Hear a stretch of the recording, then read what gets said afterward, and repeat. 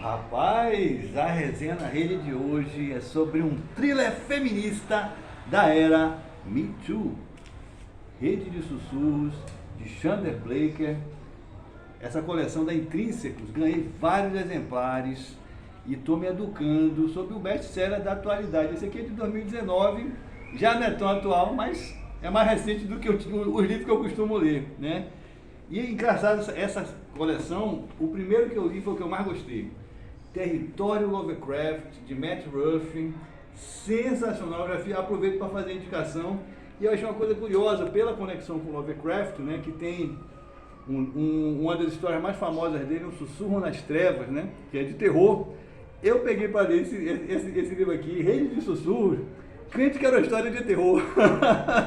Porque eu também gosto de, assim, não gosto de ler nada sobre sabe, não leio prefácio, não leio orelha, não leio contracapa. Desde que eu peguei um spoiler, A Maldição do Cigano, de Stephen King, que na orelha o sujeito contou até a última página. E ele conseguiu fazer um resumo até a última página do livro. Só faltou dizer o final, dizer assim, sim ou não. Rapaz, nunca mais, fiquei traumatizado. Enfim, voltando aqui a esse livro.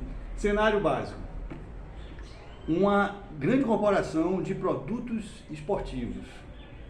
Um grupo de altas executivas dessa corporação processa um dos diretores que está para ser promovido a presidente da companhia por assédio sexual. Em algum momento, alguém cai do 11º andar do prédio dessa companhia. Rapaz, está instaurado o drama. E aí? O que é que aconteceu? Teve assédio, não teve assédio? A pessoa que caiu se jogou ou foi atirada? Essas são as tensões que movem a trama, né? E acho muito interessante porque é um tipo de suspense que eu percebo que hoje ele tem uma boa receptividade. Só nessa coleção é o 3º livro que eu leio com esse tipo de suspense, que eu considero um suspense meio artificial, porque, por exemplo, assim, boa parte do livro é para você descobrir quem caiu do prédio, quem caiu do 11º andar. Né? Isso eu considero um suspense artificial, porque ele não decorre da trama. Todos os personagens do livro sabem quem caiu, menos o leitor. É tipo assim, imagina, vou contar um negócio que aconteceu, uma pessoa caiu, mas rapaz, você não sabe quem foi, imagine quem foi.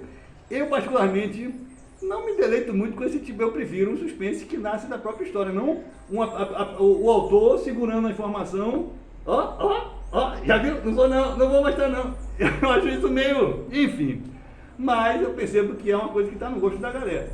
Dito isso, o livro é muito bem escrito, envolve, né, e é um tema, né, altamente pertinente, relevante, atual e extremamente polêmico, né?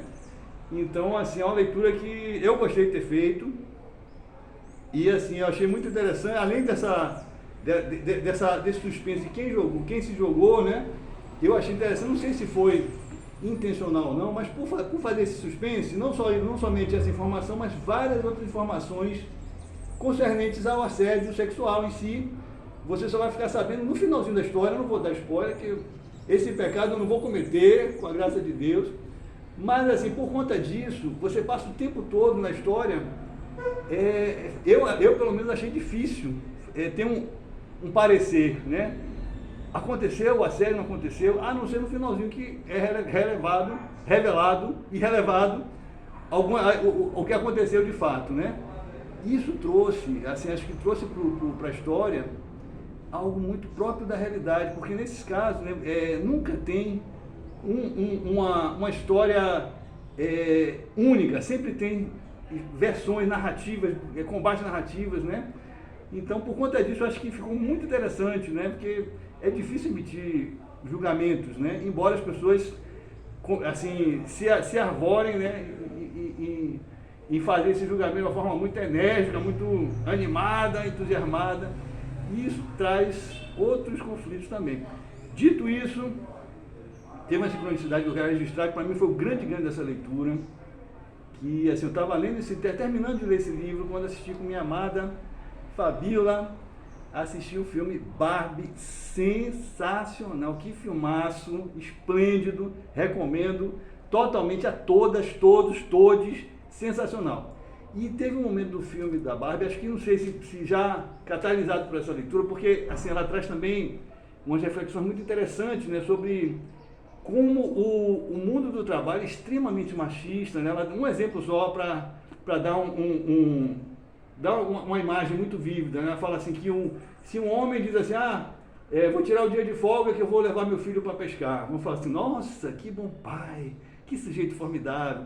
E se a mulher fala assim, eu tenho que resolver uma coisa com meu filho, pô, mulher só dá problema, né, com esse negócio de filho, mulher é um funcionário de segunda categoria, existe, assim, ainda está muito, assim, entranhado, né, no conceito corporativo. Enfim, ao assistir o Barbie, teve um momento que foi difícil segurar a emoção, assim, eu tive uma epifania, digamos assim, trágica, né, porque eu acessei o quanto, assim, de machismo que existe no mundo, ainda é invisível para mim, que eu não percebo, está tão normalizado na educação que eu recebi, no mundo que está ao meu redor, nas formas de relações estabelecidas, que ainda não percebi. Alguma coisa eu estou começando a intuir.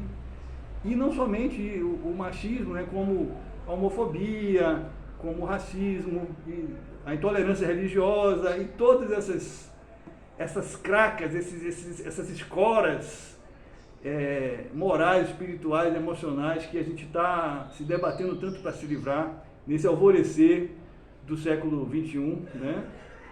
E assim, aí me veio também a percepção de como esse despertar ele está vindo a reboque também de muita indignação, né? Quando a pessoa se toma consciência de uma situação tão injusta como essas que eu citei, né? É natural que a pessoa fique indignada.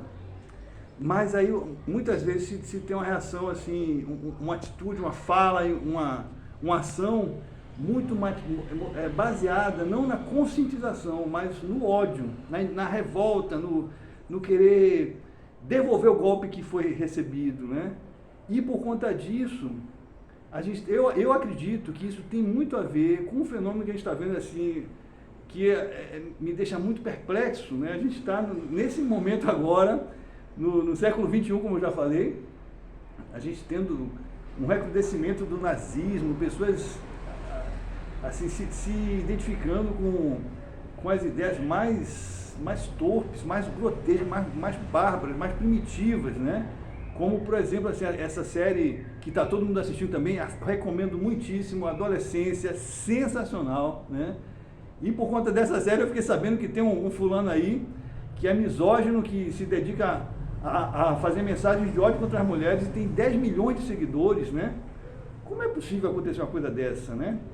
A impressão que eu tenho é que toda vez que a gente vibra no ódio, mesmo que seja pela causa mais luminosa, o ódio é que sai vencendo, e o ódio que é fortalecido, e o ódio reverbera e retorna, né? Então acho que é preciso, urgente, encontrarmos outros caminhos mais luminosos para promover as mudanças tão necessárias nesse alvorecer do século XXI que eu quero chegar no novo mundo, onde essas palavras todas feias, né, machismo, racismo, homofobia, intolerância religiosa, sejam vestígios de um passado vergonhoso. Que assim seja.